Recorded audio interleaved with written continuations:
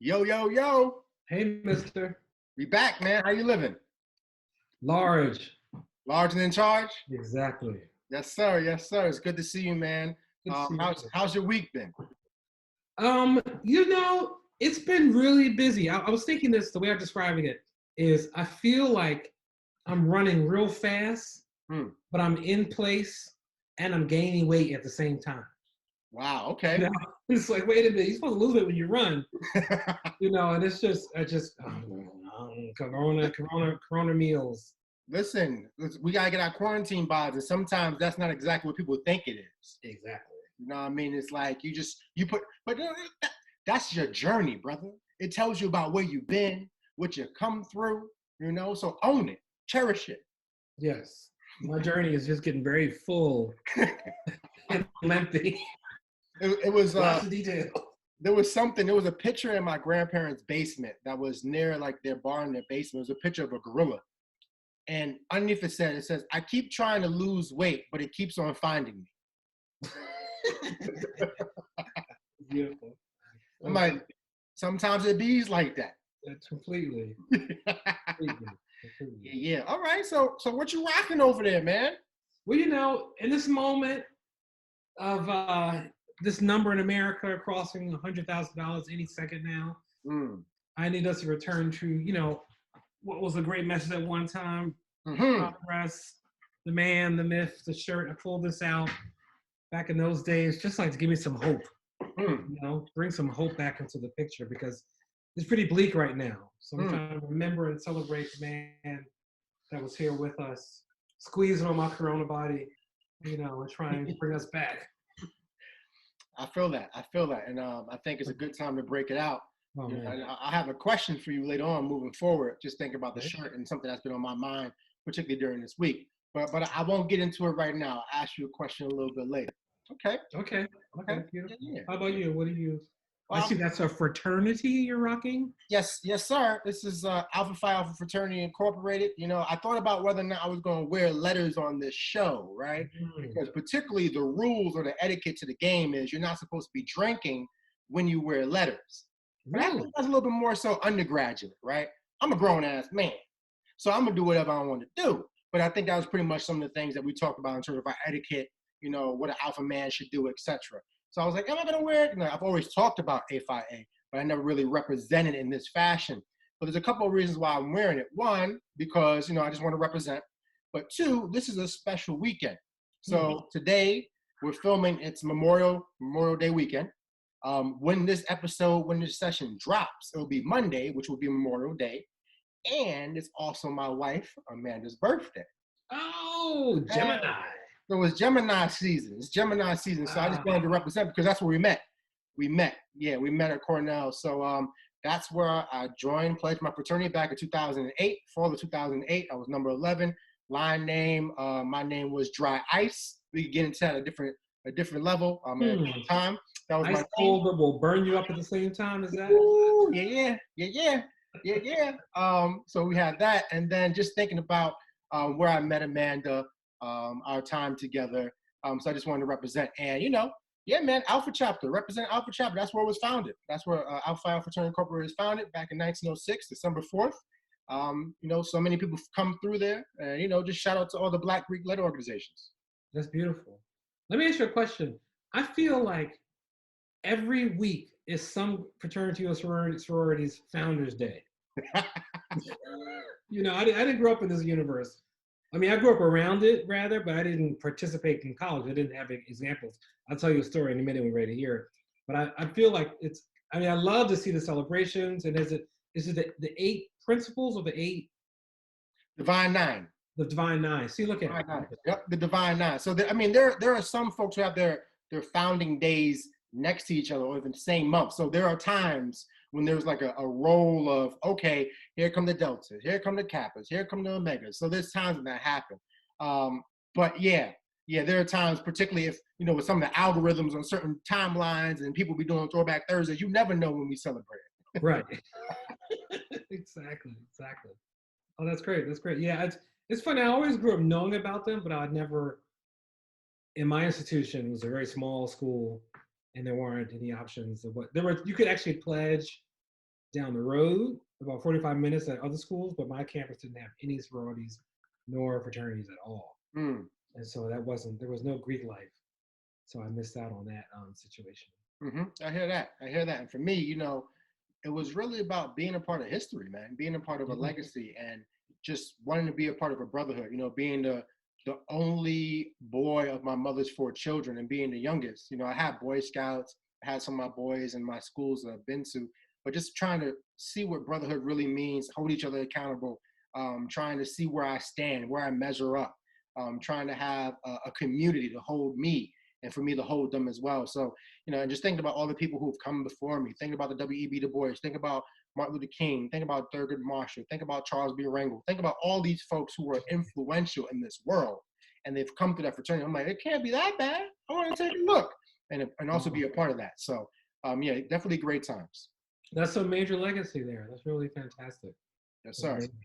And it may explain, I think I may have told you before, but just to relay my experience in the fraternity and sorority world. I was in New York City for a semester. That was my junior year abroad. Came to New York at Columbia. Met a young lady, once again, a different lifetime. We went on a date to a fraternity sorority party. And I had never been to one ever. And I'm coming from my small little liberal arts white college in Connecticut, Columbia, and I go to this party.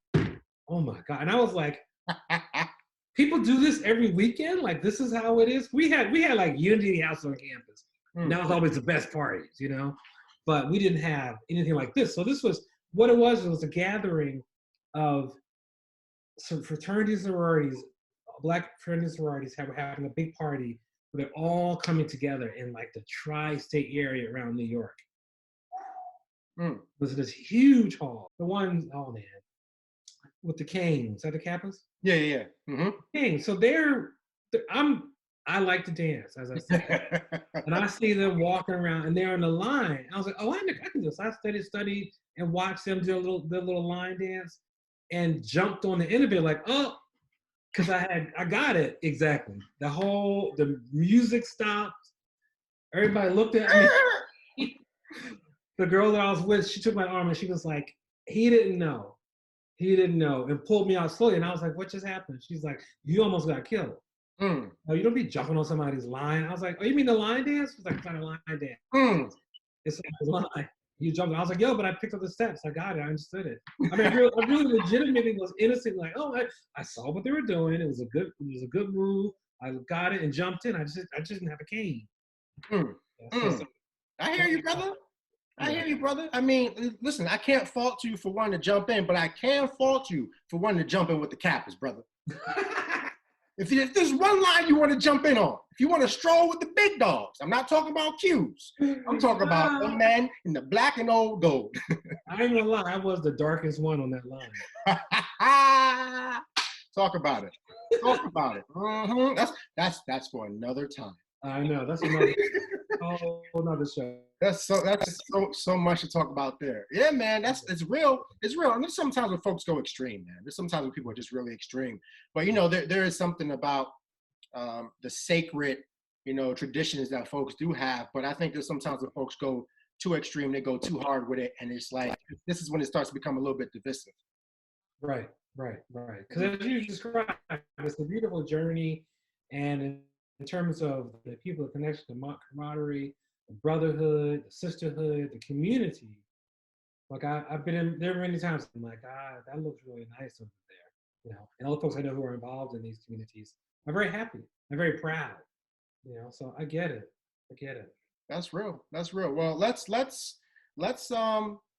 get into a little bit of that brown. A little bit of brown. What are you drinking today, mister? As we think about moments of celebrating, and this was one of the moments where I did celebrate in college, and I was like, you know what? I did something that I really set my mind to, that I wanted to do. I pledged a fraternity at the place that was founded, the first of its kind in terms of Black intercollegiate Greek organization. And that was a proud moment in my life, and to be a part of a proud tradition legacy. I have some family like that, but we also have camaraderie because I have some folks who are in different organizations, and we always go back and forth, crack jokes, etc. But today I'm toasting a couple of them. I'm doing something new for the first time on this show. I'm going to take a shot first Uh-oh. Here's why. So, like I mentioned, Memorial Day weekend. This is going to drop. It's going to be my wife's birthday. So I had to be a little fancy today. So I got my little Cornell shot glass where we met, right? And then, I had to go to my bar and had to break out the decanter. Oh. Now, don't be fooled now. Don't be fooled. Oh. The juice that's inside here is bottom shelf royalty. I got the Evan Williams in here. So don't be fooled. But the presentation really matters. So what I'm gonna do is I'm gonna pour myself a little shot before I get into the brown and have that for the rest of the time that we're in conversation together. But this is a first. I just want to do that to salute, to say happy birthday to her, and just make it a little bit special, particularly because it's going to drop the day of her birthday. And that is a special, beautiful, incredible woman. So I respect all of it. Appreciate that. So what you sipping on, brother? I went out and got the bigger bottle. Hey! I had to do it. My little travel one I had for the flight was so yummy. I forgot how good it was. So I went and got some Woodford. And this is a pretty good one. This is a Distiller Select. Oh yes. Okay. And a Kentucky Straight Bourbon Whiskey. Get after it. Get after it. Oh yeah. Oh yeah. Get after it. All right. So let's pour, brother. Yeah, man. Oh, that smells so good.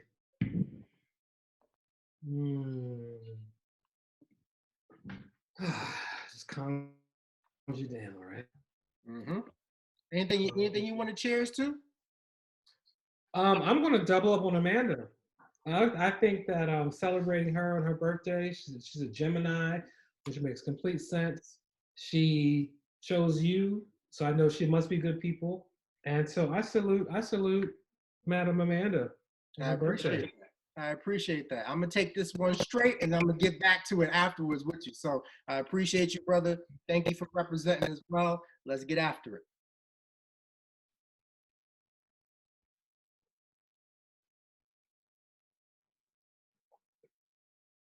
Woo! Goodness. Woo! So, what's on your mind, good brother? Since it is Memorial Day, we should be having barbecues and picnics and all that stuff tomorrow. So to the barbecue, we want to look a certain way. Mm-hmm. And I've been following this whole conversation about people saying, I need a haircut. What do you say to your nephew that went to the barbershop? Wow. Ooh, what do you say? You know what? It's because it's funny because I was talking to myself today. I was like, because I didn't go to my barber this week, and my barber is me. So I'm like, I just don't feel comfortable going to my barber today because I don't really have the time. I didn't feel like cutting my hair. I didn't feel like shaping it up. I didn't feel like, plucking the little white strand from my beard, because this one is really growing. Please, you got one. I might have like two.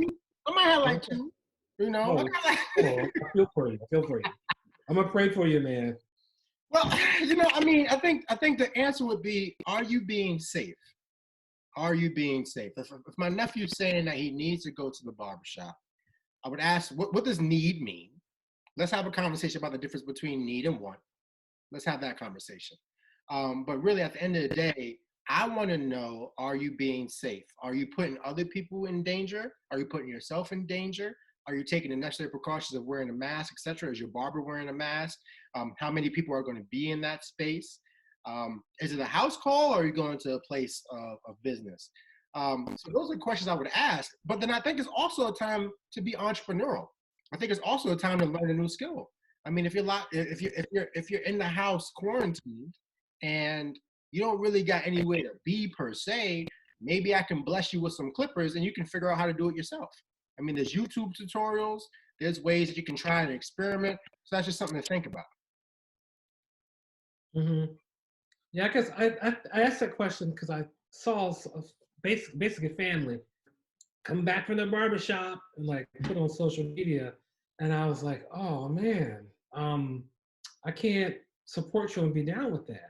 A mom taking her son to the barbershop, a sister taking a son to a barbershop. I was like, I just don't know if that is what you should be doing right now. You know, it's maybe not the best choice, but who am I to speak on that?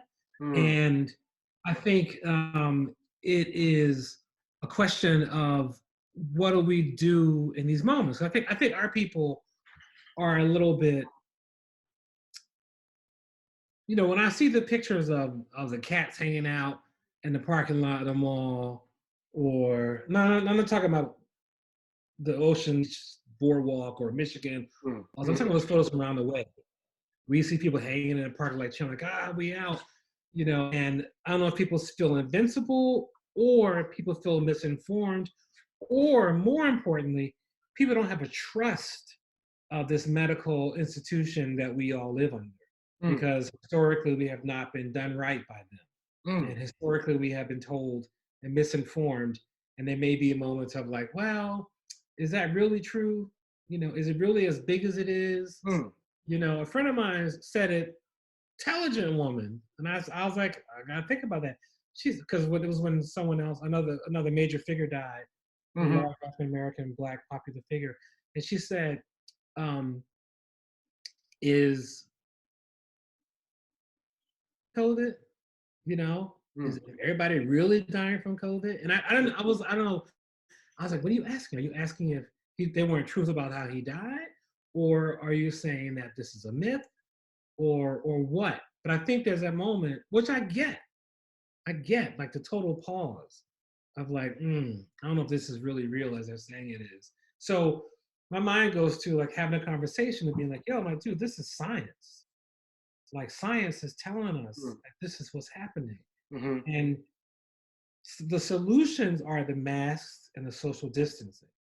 Like that's real. We live in a country where we saw millions of people, we live in a world where about 101 years ago, we saw millions of people die from another influenza. Now we have this new one that seems even more complicated that we can't figure out. And you know, then in my mind I go, well, what if they're right? What if it is like a conspiracy and it's not as bad and deep as it is?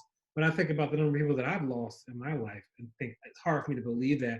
And people I've talked to who had it, who've been like, yo, this is unlike anything I've ever felt in my life.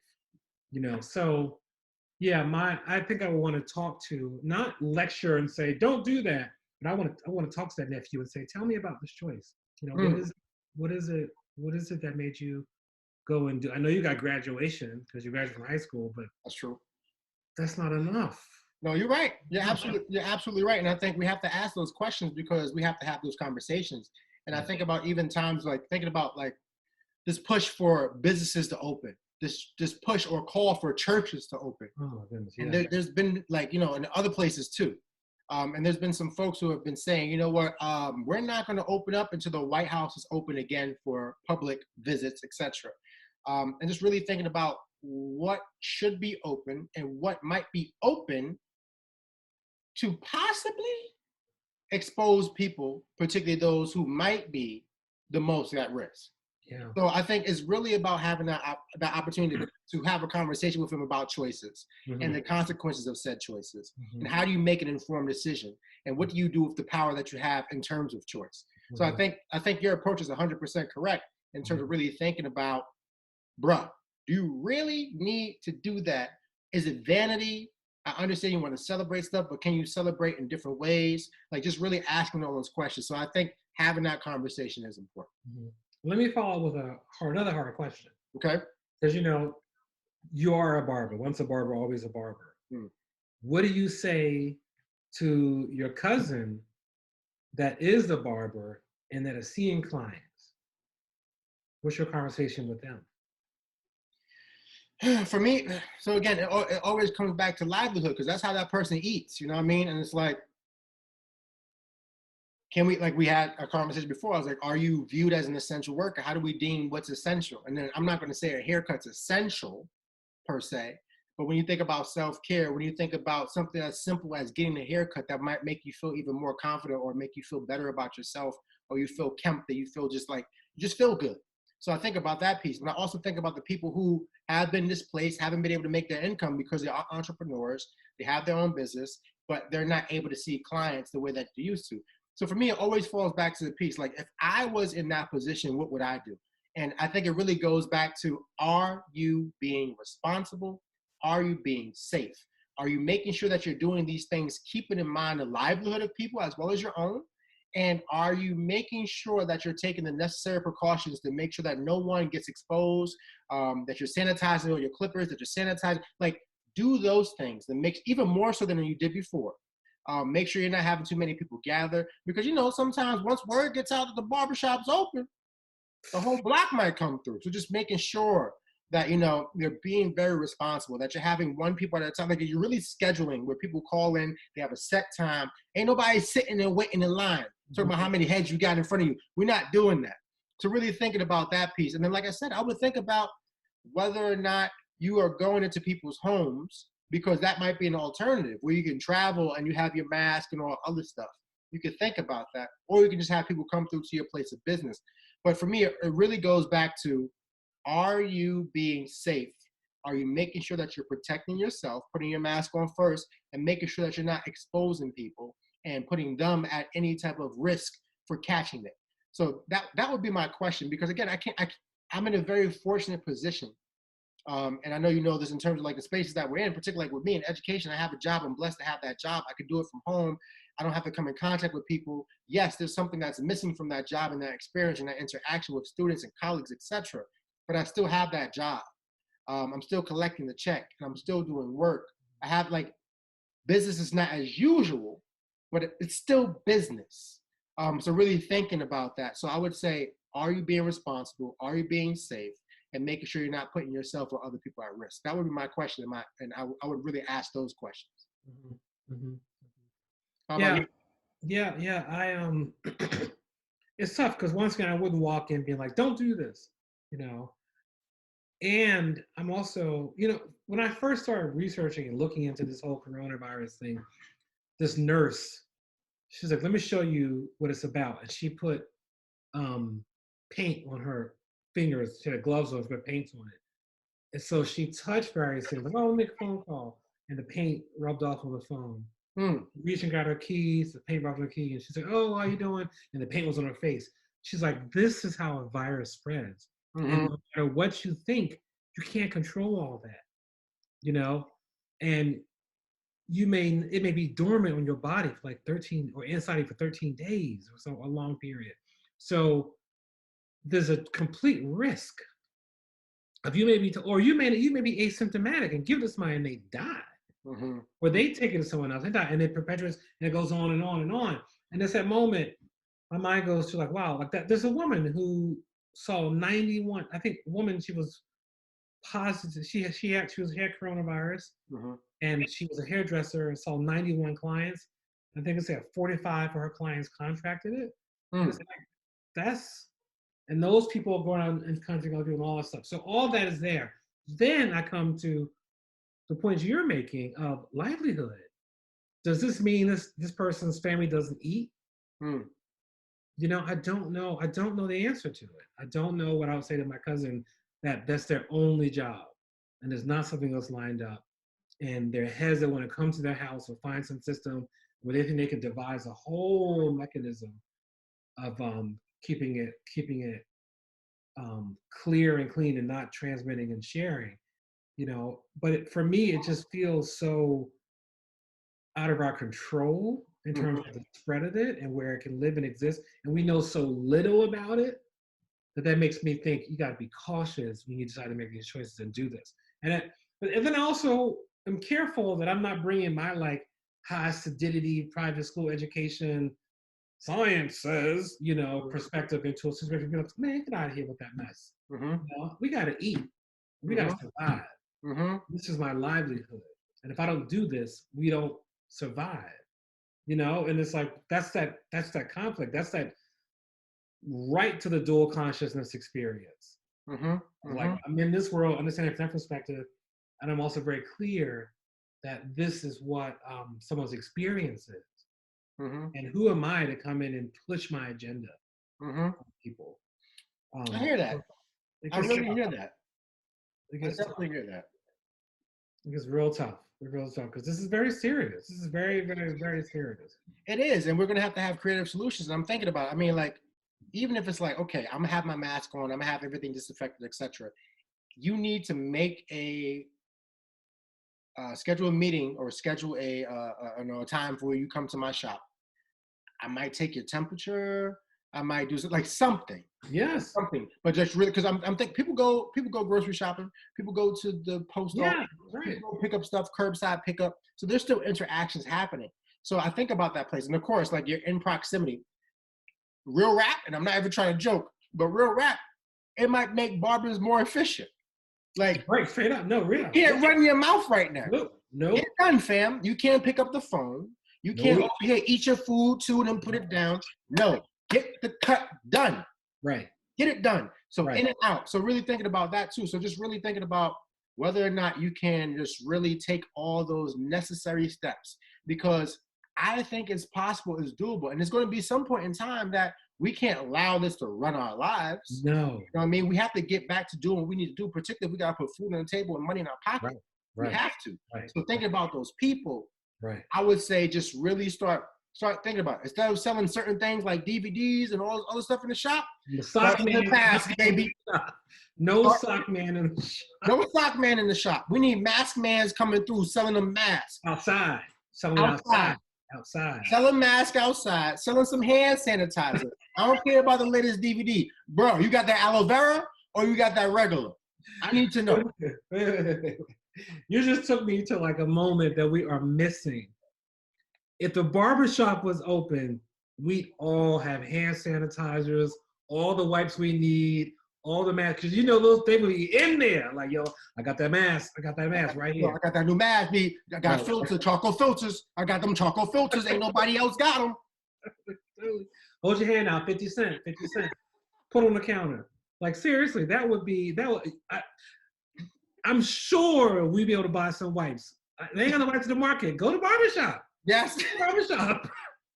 What are you talking about? Paper? They got paper towels, they got wipes, got everything. Yo, I got that COVID care package, B. It come with a toilet roll. It come with some hand sanitizer and a mask, B. You know somebody will be doing tests in the bathroom of the barbershop. I got your COVID test. Come this way. I got your test, B. Nah, what? Nah, I got you. Right. We good. Exactly. Open your mouth. 75% rate of being accurate. Trust me, 75%. That's what we need. But I think you make some really good points in terms of it can work. You know, like one thing, keep your mouth closed, both of y'all. Seriously, that's how it's transmitted. Keep your mouth closed. You know, like when you get close, because they have to. I mean, they gotta come in here and trim. You know, just keep your mouth closed the whole time. That's real. Or it's like, you know what? We only can do the top. We can't really do anything. You do that at home. Like we hook this up. But we all the beard and the manscaping and stuff you want, we can't make that happen. How can not breaking out the blade? Right. We ain't doing that. We ain't doing that. My heart just sank because that's my part. I'm like, yeah, line it up. Wow. Yeah, you know what? That's true. You could put a mask on and just do the top. The top, man. Them sideburns, you're gonna have to hit those when you get home, B. That's so true. That's so real. There it is. Like there are ways to do this, but the thing is we're not in that space yet. I think with this slow reopening we'll get there, but I think the cold, fast, hard reopening is a mistake. Or like I'm going no matter what, I don't care is a mistake. But like I wish as a barber, if you're out there, barber, you're watching, come forward, take this idea, design the COVID safe cleanup. That's the look. And the mask that would allow you to reach the multiple, like the spaces you need to get to, because we don't need ones that go in the air. If you can have one that was like this, that somehow just stayed there and it could attach to your neck or whatever, like you can make it happen, bro. Forget about it. We just invented something. Yo, that's real. Holla at us. You know, we give you some seed funding, whatever the case may be. Let's make it work. Like the video. Yeah, or there are multiple. I've seen it. There are mobile barbershops. Like I would love to see folks going from hood to hood, scheduling, get some folks. You could come in real quick, wipe it down, blah blah, whatever. But it's just like you can flow, keep the flow of traffic, maintain it, wipe it down each time, blah blah. You can make that happen. That could work. You know, it's funny. That reminds me, my boy Kareem and I, because Kareem and I, my friend Kareem, went to college together. This is Kareem. Kareem was, so I get to college my first year. You know, it's this all white institution, and they have like the Genesis weekend. So the kids of color come in advance, you know, a couple of days before the kids get there, and we are there. And I get there, let's say Wednesday, and I'm hanging out. I'm like, we have a dance party, so I'm like, I can do my thing up here. What? You know. And the next day, Kareem from New York City shows up on Thursday night, and I was at the party on the sideline, like, because that mofo was like doing that New York hustle, swing, everything, and I was like, wow, that man can move. Like I remember I came to the party like, oh, thinking they're like, oh, Dre's back. Everybody had their back to me in a circle. Kareem was burning it up, burning it up, and I was like, God, I have one day. That's but no, right. The reason I bring him up is Kareem and I had talked about doing a barbershop, a podcast for the barbershop to talk about what does it mean to be a progressive person and still love your barbershop. Because you know, some of those conversations, you'd be like, God damn, like, if my friends heard this, they would think I was crazy. But you'd be up in it like, yep, making a point, in it. And it's a matter of like, when is a moment to be like, maybe you shouldn't refer to ladies in that way, you know, like one of the moments to step in. So we had this idea. So, but another idea that we had that sprung, we've been talking about this barbershop thing for a minute. So I was so happy when this happened. When he saw this, he was like, oh, yes, you're doing it. Which I thought was really beautiful, very gracious. That's awesome. So, yeah.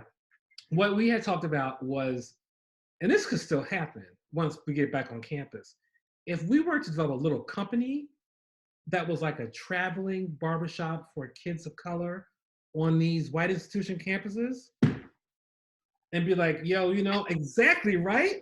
On the 14th, Eric and Tyrone are going to show up. We're going to be in Joe's room. $10 a cut, $5 a cut, $50 a cut. Make your appointments in advance, and it's lined up. Are you kidding me?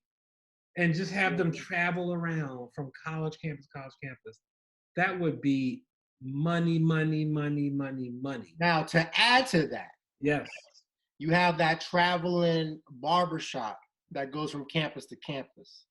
But you also have its cousin, which is the food truck that has the platters that come with it. So you getting a dark Caesar and some jerk chicken. It's going to be a wrap. Like, I'm telling you, they go together. You got to have some platters. Yeah, completely. It'll be a wrap. That would blow up. Yo, well, we got goals. Post-Rona goals, man. I'm ready for it. Post-Rona goals. Okay. For it. I appreciate those questions. I appreciate those questions for sure. I've been thinking about it because I love my community and I'm worried about it, and I want to be here. I want to know that want them to know I'm coming with love and respect, equally, and concern, major concern. You know, I this whole thing has me, as the kids would say back in my day, annoyed.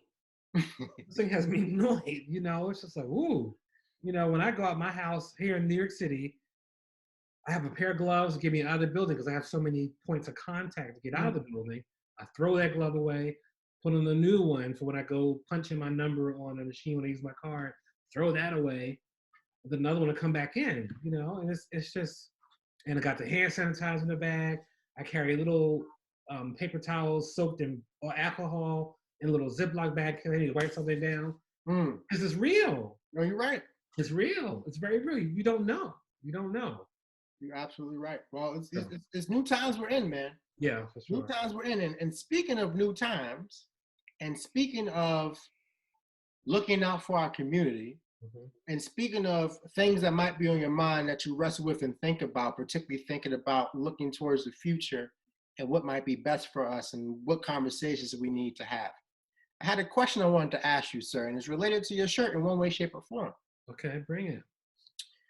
What do you do hypothetically speaking, of course, but what do you do when a white man says to you, you ain't black?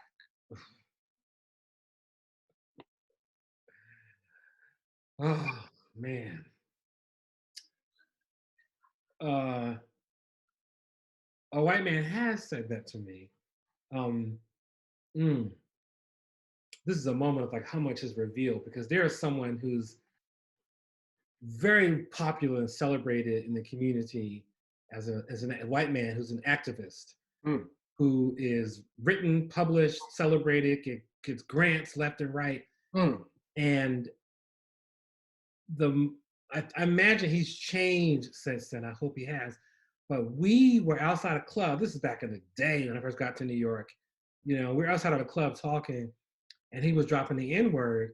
And I was like, yo, my dude, you know, you saying that word a lot. I know you're from New York, and I know that's how y'all roll and flow, but you got to think about saying this so much in my presence when you're just dropping it.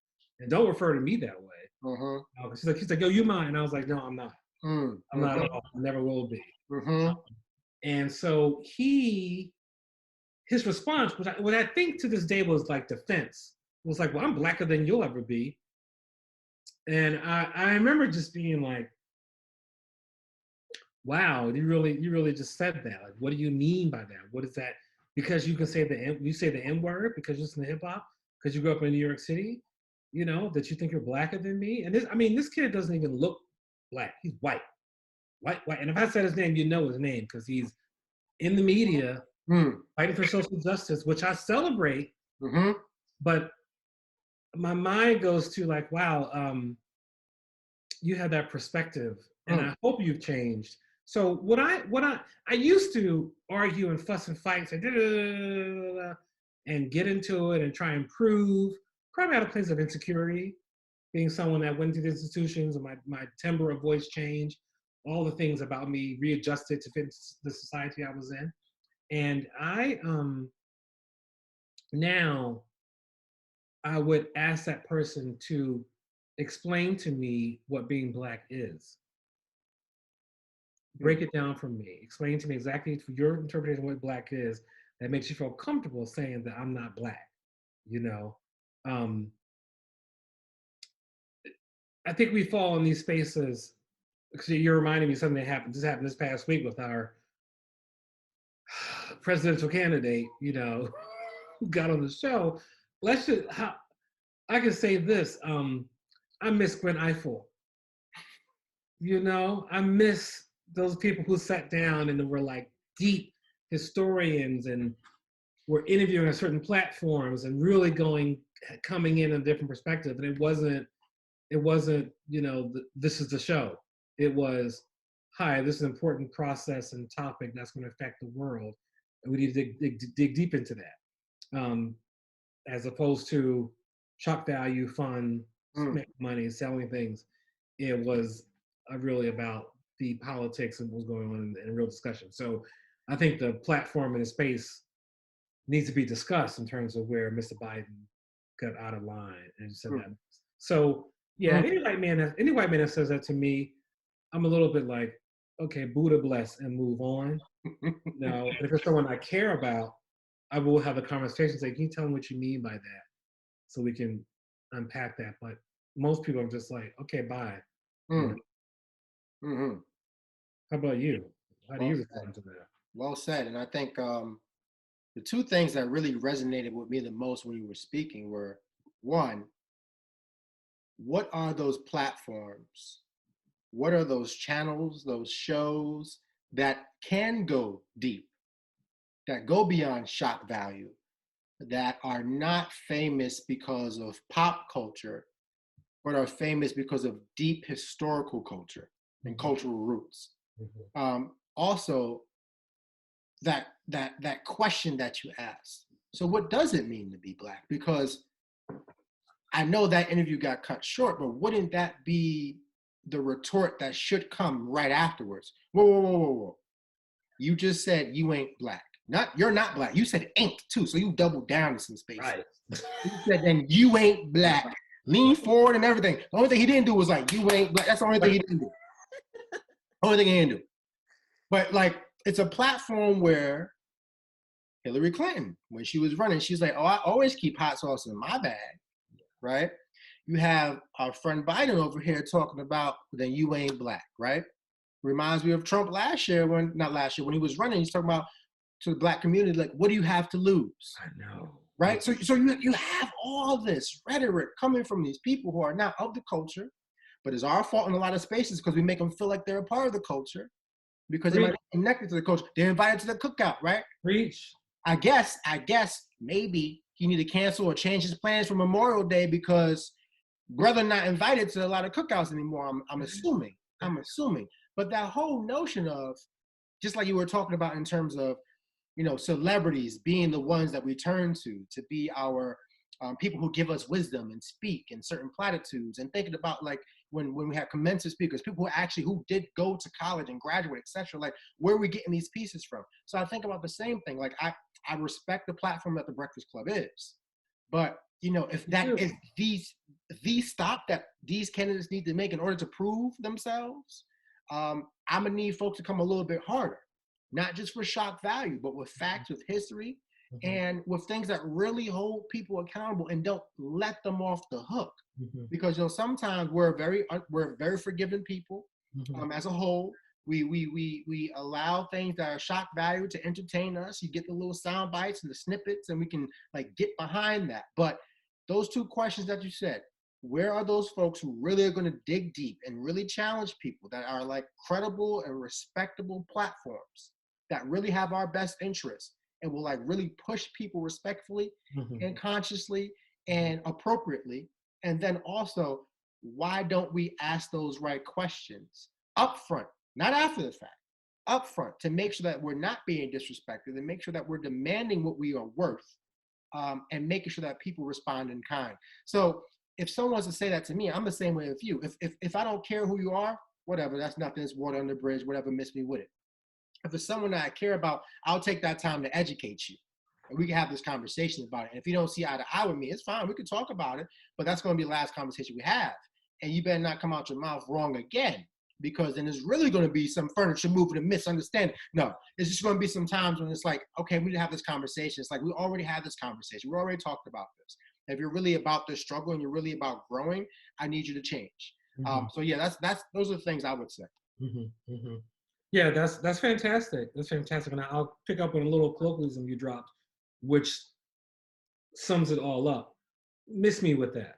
That's beautiful. That says everything. Miss me with that piece. But I think when it comes to, and it's interesting because Charlemagne Edward goes to my barbershop, and I've seen him in there, and we ain't friends. I don't claim that kind of situation at all. But I've just seen like, wow, this isn't what we get on the radio. And it's a moment of like, oh, this is, and I do not knock the hustle. Not knock the hustle. I celebrate it. I think it's wonderful. Get your thing. But I feel like what happened in that moment was the response is like, oh, word? Let me get on and tweet, spread, get this out there. Versus, hold up, this entire community that you just affected.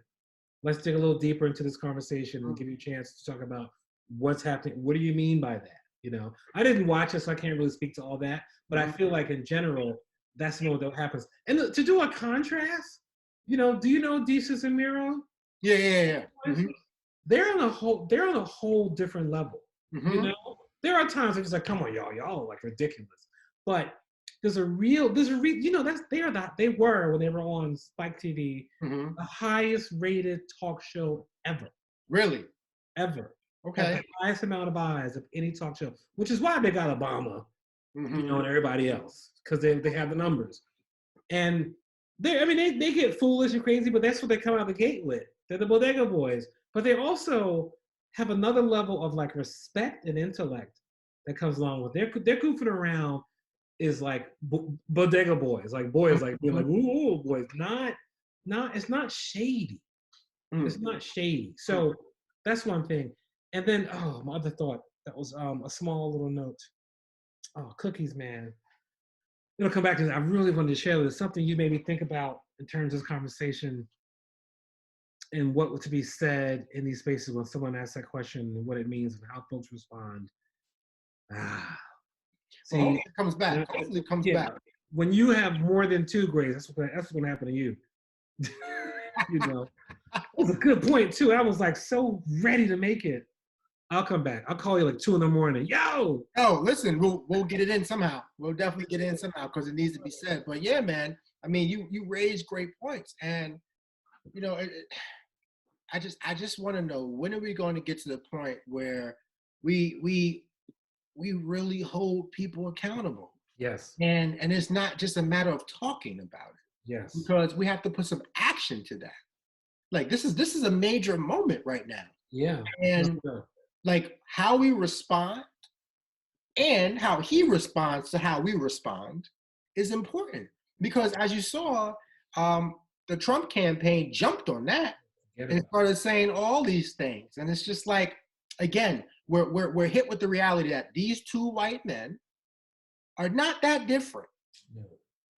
So it's like when we talk about parties, whether it's Democratic, Republican, Independent, Green Party, whatever, Libertarian, whatever your political affiliation is, when we talk about it, we get down to brass tacks and we talk about who we are as a society, who we are as human beings, what's necessary, particularly our livelihood, what's at stake, what do we have to lose? If you want to go back to that question, a whole lot. A whole lot. A whole lot. And we've been losing for a while. Our lives. Our lives. Talk about it. So it's like when we have these conversations, we can't just be so laissez-faire and say, oh yeah, what? No, like we can't be that cavalier. We need to actually dig deeper and hold people accountable with our actions, not just our words, yes. With our actions, not just with a tweet, not just with a repost, with our actions. Actions and continued actions and develop plans and goals. I remember my little point, my little line, and it's sprung from something you said, that you mentioned the barbecue and tomorrow's Memorial Day. The thing for Uncle Joe to know is you may be invited to the barbecue, but that does not mean you can touch the grill. Like, don't touch the grill. Oh, it just happened. You know, don't touch the grill. Like you can come to the barbecue. You might be invited back.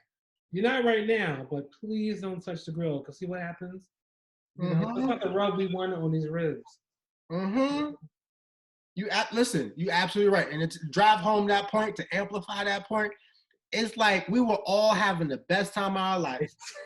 And Spade's game broke out. Exactly. And he either overbid or he reneged. And it's like, bruh. You can't say that. The game was in your hand. Right. All you had to do was play your cards, but you over here doing other stuff. You being real extra, bro. Spades. Wow. I wish you could meet my cousins, Stuffy and Gregory. Oh, listen. You had me at Stuffy. Stuffy, his name was Baron. First name was Baron. We called him Stuffy. And they got me to play spades. They needed a 4th person. It was me, Stuffy, and Stuffy, Greg, Chicken, and me in the backyard at Aunt Ruth's house down in North Philly playing spades. And I was only there because they needed a 4th person. Whew. And they had to work me. It's like, I guess I'll take André when it first started. And then I had to learn how to play spades. I had to learn the rules. I had to get like beat up by my cousins for overbidding or underbidding. You know, I had to learn and get there. So you don't just walk in day one and be like, oh, I'm gonna put this many books on. No, that's not how it works. You gotta play and learn how people work and play and go and jump into it. Because you can't come in here and mess up the whole game. Exactly.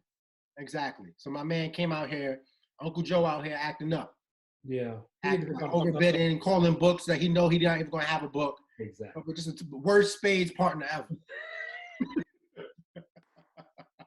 Let's get that trending on Twitter. Yeah, that's it. That is it.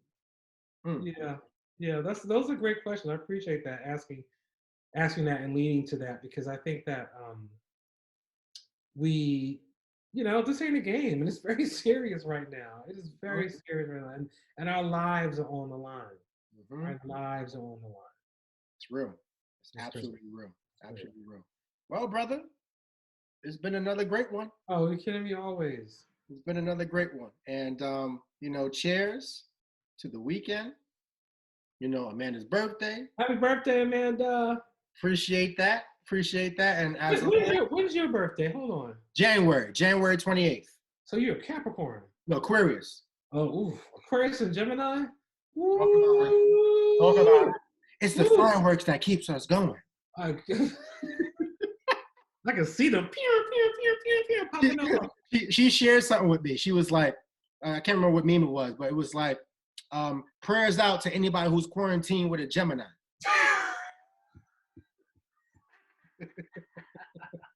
We love you, Amanda. Definitely love her. And all of her splendor, all of her spunk keeps me going, makes me a better person. Just love her. So shout out to y'all. Hope you're having a safe Memorial Day, and hope Uncle Joe doesn't come to your cookout. Don't let him touch the grill. Don't touch the grill. Cheers, bro. Cheers.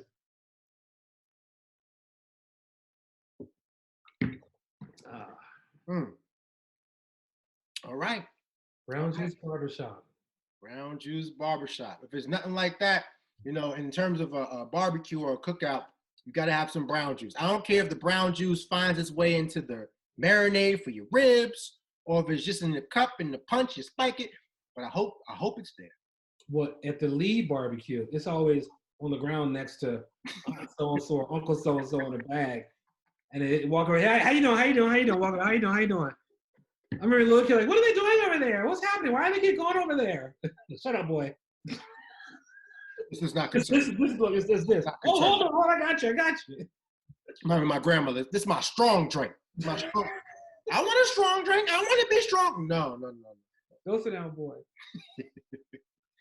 All right, man. Till next time. All right. I'll holler. Peace. Peace.